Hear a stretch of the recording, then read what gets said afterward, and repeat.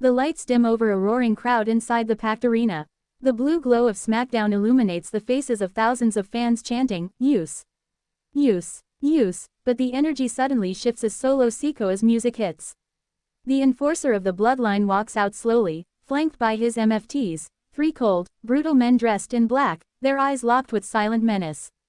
Solo doesn't smile. He never does. He walks with that same aura of calm violence that commands fear. The crowd boos louder as the Mfts spread out around the ring like a pack of wolves ready to hunt. Commentary table, Michael Cole and Corey Graves. Michael Cole: "Ladies and gentlemen, things are about to get ugly. Solo Sikoa and his Mfts have been on a path of destruction for weeks. No one has been able to stop them." Corey Graves: "They don't just beat opponents, Cole, they hurt people. They send a message on behalf of Solo, and that message is dominance." Scene: Rey Fenix's entrance. The lights flicker red, green, and white as the high-flying luchador Rey Fenix sprints down the ramp to a massive ovation. He slides into the ring and points at Solo. Fenix's eyes burn with fury. Tonight, he's not backing down. He's here for payback after Solo and his Mfts attacked him 2 weeks ago backstage, leaving him bloodied and stretchered out. Michael Cole: "Fenix is fearless, but he's outnumbered 3-1. Corey Graves: "This could be suicide, Cole. He's walking into a lion's den." Scene: The match begins. The bell rings, and Solo lunges forward. Fenix counters with blinding speed, springboard dropkick. The crowd explodes. Fenix lands a spinning heel kick, sending Solo staggering to the ropes. The arena comes alive as Fenix hits the ropes again, flying with a tornado DDT. But before Fenix can even breathe, one of the Mfts pulls him out of the ring and slams him spine first into the barricade. The referee immediately signals for the bell, disqualification. Michael Cole: "Come on. That's not a fair fight. This is an ambush." The Mfts surround Fenix, dragging him to his feet. Solo steps outside the ring slowly, his expression calm but cold. He removes his lei, tosses it aside, and motions for his men to finish it.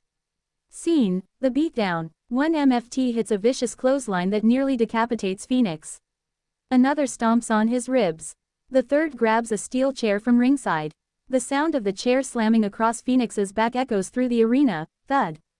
Thud. Thud. Solo watches, unmoved. Then, he steps forward. He grabs Fenix by the mask, lifting him to eye level. Solo Sikoa coldly: "You should have stayed out of my business." He spikes Fenix headfirst into the mat with a Samoan spike. The fans boo furiously. Solo raises his finger to the sky, signaling his dominance. The Mfts stand tall beside him, until suddenly. Scene: Sami Zayn's music hits. Worlds Apart blasts through the speakers, and the arena erupts. The crowd jumps to their feet as Sami Zayn sprints down the ramp, steel chair in hand. Michael Cole: "Sami Zayn is here. The underdog from the underground is back." Corey Graves: "What's he doing here?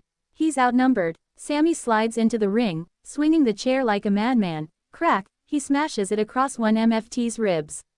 Crack, another goes down. The third tries to grab him, but Sami ducks and hits a helluva kick out of nowhere. The fans are losing their minds. Solo stares at Sami from across the ring, furious. For a moment, time freezes. Two warriors, once brothers in arms, now bitter enemies, lock eyes. The tension is thick enough to cut with a knife. Michael Cole: "You can feel the history between these two. Sami Zayn stood up to the bloodline before, and he's doing it again tonight." Solo takes a slow step forward. Sami tightens his grip on the chair. Fenix is down in the corner, barely moving. The Mfts start to crawl back up, but Sami swings again, clearing them out. Scene: The showdown. Solo and Sami finally meet in the center of the ring. Solo throws the first punch, but Sami blocks it. Right hand, another, then another. Sami sends Solo into the corner and delivers a second helluva kick. The arena shakes. Solo stumbles forward, and Sami picks up the chair again. Bang! Right across the back. Solo rolls out of the ring, seething, clutching his shoulder, as the Mfts drag him up the ramp. Michael Cole: "Sami Zayn just saved Rey Fenix. He just stood toe-to-toe with Solo Sikoa and lived to tell the tale." Corey Graves: "Solo's not going to forget this, Cole. That look in his eyes says it all. This isn't over, not by a long shot." Scene: Post-rescue moment. Sami kneels beside Fenix, helping him to his feet. The crowd begins chanting, "Sami! Sami! Sami!" Fenix nods in gratitude, clutching his ribs but raising Sami's hand high. Sami grabs a mic, still breathing heavily. Sami Zayn. Solo, you've been walking around here like you own Smackdown. You and your goons think you can bully whoever you want. But I'm here to tell you, this is still my house. And as long as I'm here, you don't get to run roughshod over anyone. The crowd erupts again as Sami's music plays once more. Solo and his Mfts stop halfway up the ramp, glaring back at the ring. Solo points at Sami with a deadly stare, no words, just a silent promise of revenge. Michael Cole, what a moment. Sami Zayn stands tall tonight, but we all know Solo Sikoa doesn't take humiliation lightly. This war has just begun. The show fades out with Sami helping Fenix to the back, both men bruised but defiant, while Solo Sikoa stares from the stage, his rage simmering, his silence more dangerous than words. Sami Zayn just reignited a war with the Bloodline's most dangerous force.